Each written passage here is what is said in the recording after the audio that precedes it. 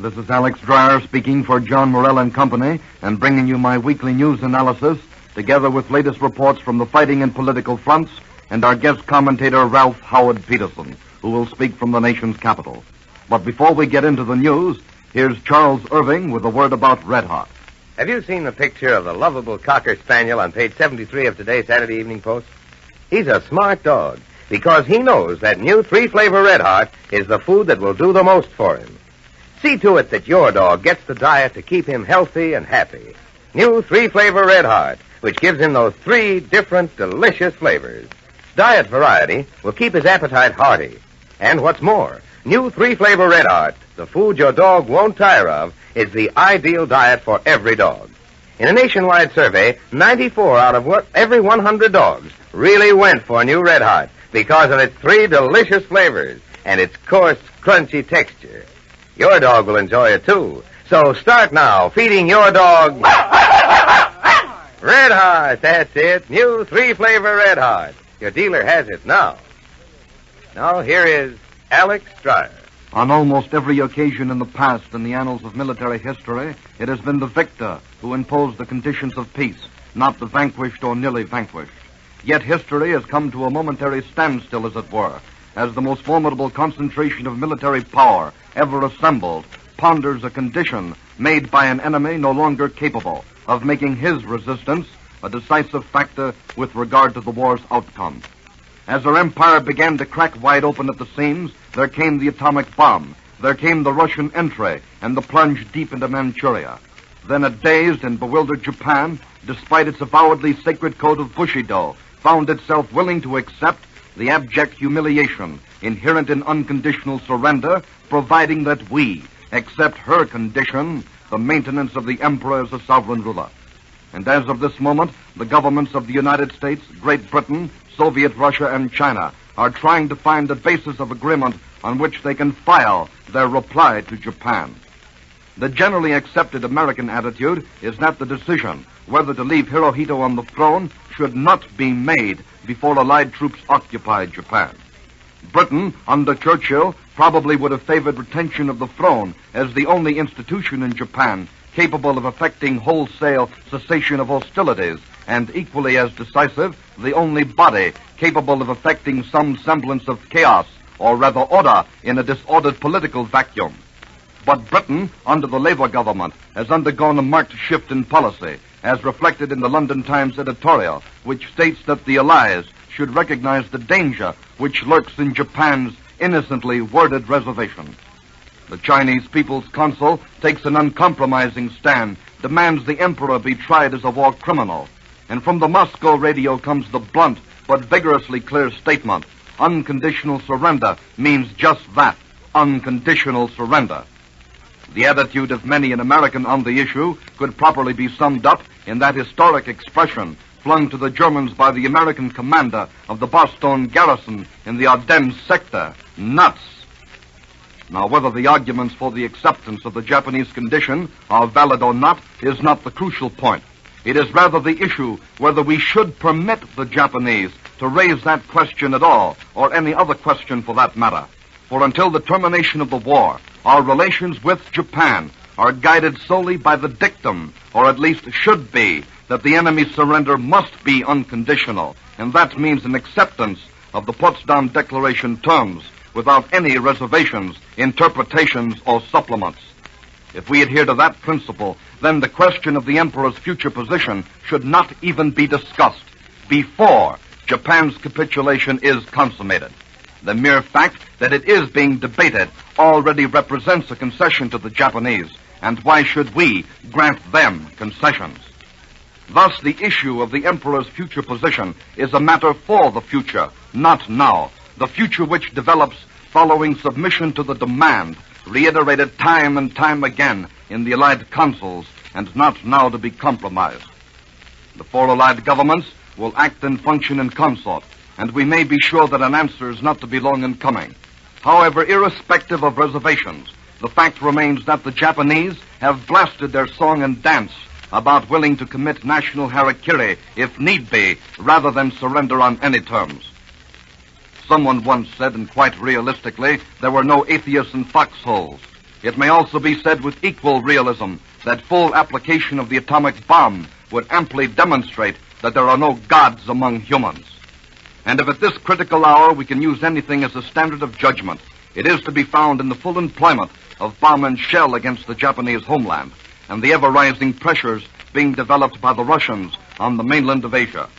This is the cost of aggression which has failed, and in that failure there is the stumbling and markedly weak endeavor to make of a totally discredited human who poses as a deity the issue between war and peace. Now, our guest today is Ralph Howard Peterson, NBC News analyst in our nation's capital and former NBC war reporter in Africa and Italy.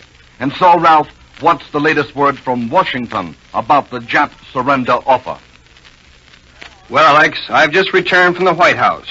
And although there's no official statement from there as to when we will get word that the war is over, I might give you and our listeners a fill-in on the consensus of the White House correspondents, many of whom were on the job in December 1941 and are now covering the successful conclusion of the war. Yesterday, when the Japanese radio first gave the world the news that Japan was willing to accept the Potsdam surrender ultimatum, the feeling was that we would get word on Saturday that the world was once more at peace. All day and all night, press and radio correspondents waited nervously and expectantly for a statement from President Truman that the Allies had agreed to the Jap terms.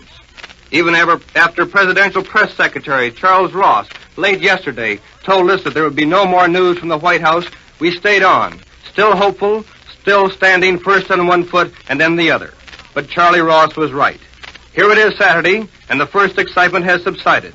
In its place is a feeling that we will not have definite official word of peace for several days to come.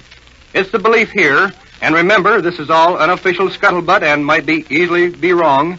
It's the belief here that the biggest news we might expect today would be word that one or all of the major powers, the United States, Great Britain, Russia, and China, have rejected the first Japanese surrender offer. On the other hand, and isn't that a typical Washington phrase, on the other hand, if the international negotiations now underway between the big powers result in agreement on the Jap peace offer, it could easily be that several days would pass before the final official word is given out. There's a reason for this. Modern warfare is so complex, so far-reaching that you just can't say, the war is over, let's go home. There is the problem of our American nationals now on Japanese soil. There's the question of the thousands of American soldiers now in Japanese prisoner of war camps. There's the difficult job of getting word to all Jap forces, wherever they may be, that their government has surrendered. Then there's the task of putting our occupation forces ashore on the Japanese home islands. All these problems must be solved by negotiation between the four major powers and Japan, and such negotiation takes time. We have several languages to contend with. We have many nationalistic desires to fulfill, and of course, Japan's desire to keep its emperor as a sovereign ruler is already causing Russia and China to question the advisability of accepting the first Japanese surrender offer. But let's remember this. President Truman, like the rest of us, believes that the Japanese war is our war. The Japs attacked us first, and we spent almost 4 years chasing them off one island and then another at a terrific cost in American lives, so that we could finally bring Japan to her knees. With this in mind, the President is not going to be talked into accepting any surrender terms he doesn't like. He is not going to be influenced into agreeing to any peace which he feels is not for the best of the American people. The Japanese offer, whatever its limitations, surely means that we are approaching the end of the war.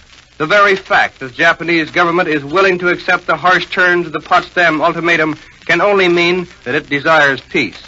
If the Japanese insist upon one reservation today, tomorrow they will eliminate that reservation until finally an agreement is reached. That is the way wars end. But I'm afraid it looks like a long weekend. And that's the latest word from Washington. Thank you, Ralph Howard Peterson. And here is further word supplementing what we have already known. Presidential Secretary Charles Ross has just announced that the United States, Great Britain, China, and Russia are continuing consultations on the Japanese peace proposal. Ross states that the President worked on the matter until midnight last night and began work early this morning. The President, adds Ross, has not been in telephonic communication with any of the Allied leaders. Ross further adds that the White House cannot say whether there will be any further news later in the day. There is only one people in the world this morning still unaware of Tokyo's history-making offer to yield to overwhelming Allied might, and it is precisely the people whose fate it affects.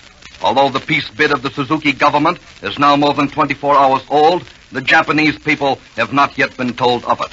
This indicates that the nation is not yet considered by its rulers mentally prepared for the shocking reality that they have been totally defeated. Propagandistic preparation to that end is now underway, however, as the Japanese press warns of the extreme gravity in the present situation. Our aerial attacks against Japan are again in the fore, and Admiral Nimitz, carefully eliminating all doubt, has ordered his forces to proceed with their offensive operations until directed otherwise. On the Asiatic mainland, the Russians are sinking their way ever deeper into the almost decadent Japanese body after breaking the Manchurian border at 8 different points. They are now 130 miles inside the frontier. Here at home, the Army and Navy have canceled war contracts to the extent of $4 billion. And behind the jubilation over the nearing victory, there already emerges the great and obviously as yet unsolved problem of the reconversion of our war-geared industry to full peacetime capacity and employment. Alex Dreyer will return in a moment with the question of the week. If you own a dog, it's only natural that you want him to enjoy life. And when he enjoys his food, that helps a lot. When you feed him new 3-flavor Red Heart, he gets variety in his diet so that he eats with a hearty appetite. That's because new Red Heart comes in 3 different flavors dogs really like. What's more, Red Heart keeps them in fine, sturdy health, for it gives optimum nutrition, the maximum nourishment hit-or-miss table scrap feeding cannot give. Yes, Red Heart provides all 5 of the elements every dog needs for proper growth, disease resistance, and healthy teeth and coat. Red Heart has been granted the Good Housekeeping seal. So give your dog a break starting now. For the complete diet he needs, feed him those 3 delicious Red Heart flavors: beef, fish, and cheese. Fed in rotation. All 3 contain the same nourishing ingredients. Ask your dealer today for new 3-flavor Red Heart, the taste-tested food that your dog will enjoy, the health-tested food that will keep him in shape. It's the food your dog needs and wants. And now, Alex, our first question of the week. Do you think that our use of the atomic bomb hastened the entry of Russia into our war against Japan? Well, there is little doubt in my mind that it materially accelerated the Russian move, putting into full prosecution the decision of an agreement which the Russians entered into officially at Berlin and unofficially as far back as Yalta. However, to maintain that the atomic bomb was altogether responsible for the Russian decision is not only to ignore the president's statement on that issue, but also to ignore the basic facts in Russo-Japanese relations of the past 41 years. From the Russian viewpoint, the Soviets had to come in when they did to avoid being absent from the Pacific peace table in the event that the Japanese government was made to see that daylight is far preferable to the blinding flashes of the atomic bomb. There was never any serious doubt about Russia's ultimate entry, but admittedly there was doubt about the time date. For the record, Russian redeployment of troops from west to east was steadily increased during the days following VE Day, preparing for that entry. And that's all for now, and this is Alex Dreyer speaking for John Morell and Company, and wishing you good day. We invite you to be listening again next Saturday to Alex Dreyer's Weekly News Analysis, brought to you by New 3-flavor Red Heart. That's it. This is Charles Irving. This is the National Broadcasting Company.